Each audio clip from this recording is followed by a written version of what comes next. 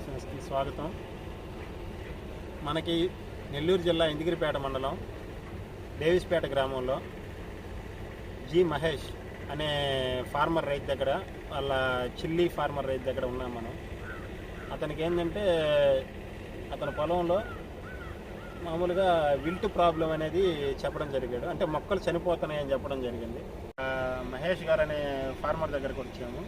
ఈయన చిల్లీ వచ్చి 1.5 ఎకరా వేస్తున్నారు. గ్రీన్ చిల్లీ వేస్తుంటారు, ప్రతి ఇయర్ వేస్తుంటారు. బట్ ఈ ఇయర్ వచ్చేసరికి ఇతని పొలంలో వచ్చేసరికి విల్ట్ ప్రాబ్లం అనేది స్టార్ట్ అవ్వడం జరిగింది. ఎర్లీగానే మనకి విల్ట్ ప్రాబ్లం అనేది రావడం జరిగింది. ఈ విల్ట్ ప్రాబ్లం దేనికి వచ్చిందంటే, ఇదివరకు ఏంటంటే వేరే పంట అనేది వేసి దానివల్ల వాళ్ళు వెంటనే తీసేసి దాన్ని పొలం ఆరబెట్టకుండా ఎక్కువ రోజులు దున్ని ఆరబెట్టడం జరగాలి. దాంట్లో విరిడి మనకి సుడోమోనాస్ అనేది వాడుకోవాలి. అలాంటివి పచ్చిరొట్టు పంటలన్నీ వేసుకోకుండా పొలం అనేది ఆరబెట్టకుండా ఉండడం వల్ల ఏంటంటే బ్యాక్టీరియల్ అనేది ఫామ్ అవుతుంది కింద మనకి చెట్టుకి సంబంధించి. అది మనకి చెట్టు చిన్నప్పుడే, ఇప్పుడు మొక్క చిన్నప్పుడే మనకి ప్రాబ్లం అనేది ఏం కనిపించదు.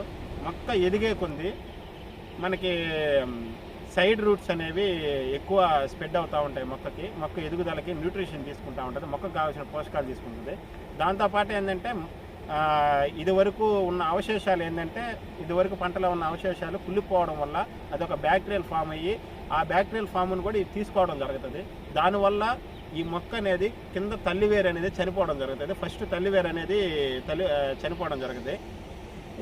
క్రమేపీ ఈ దానికి సంబంధించిన పిల్లవేర్లు అంటారు వీటిని, సైడ్ రూట్స్. ఇవే మనకి పోషకాలను అందించేది మొక్కకి. ఈ పోషకాలను అందించేది ప్లస్ వచ్చి తల్లివేరు చనిపోవడమే మనకి మొక్క వాడిపోవడం జరుగుతుంది. క్రమేపీ మనకేంటంటే కాండం ఇక్కడ నుంచి ఇక్కడ కొద్ది 1 ఇంచు గ్రాఫ్లో ఏంటంటే ఎండిపోవడం జరుగుతుంది. తర్వాత మొక్క ఎండిపోయేసి చనిపోద్ది. ఇదే విధంగా ఏంటంటే మనకి దీనికి సంబంధించి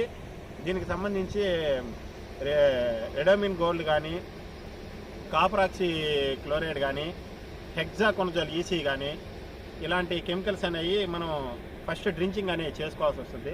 దాంతోపాటు ప్లాంటామైసిన్ కానీ, స్టెప్టోసైక్లిన్ కానీ, యాంటీబయాటిక్ ఏంటంటే దాంట్లో కాంబినేషన్ కలిపి మొక్క మొదట్లో మనం డ్రించింగ్ చేసుకోవడం వల్ల ఏం జరుగుతుందంటే, యాంటీబయాటిక్ వాడడం వల్ల మనకి ఆ మొక్క నుంచి అవతల మొక్కకి స్ప్రెడ్ కాకుండా అదే పాదుల్లో మనకి అక్కడే ఉండిపోతుంది. మనకి వేరే మొక్కకు అనేది స్ప్రెడ్ అవ్వదు. ఈ విధంగా మనం విల్ట్ని అనేది కంట్రోల్ చేసుకోవడం జరుగుతుంది. నెక్స్ట్ వీడియోలో మనం ఇచ్చే ట్రీట్మెంట్ వల్ల ఎంతవరకు ఈ ఫార్మర్కి కంట్రోల్ అయ్యింది, ఏం కంట్రోల్ కాలేదనేది మనం ఇదే ఫార్మర్ ద్వారా మనం వినడం జరుగుతుంది.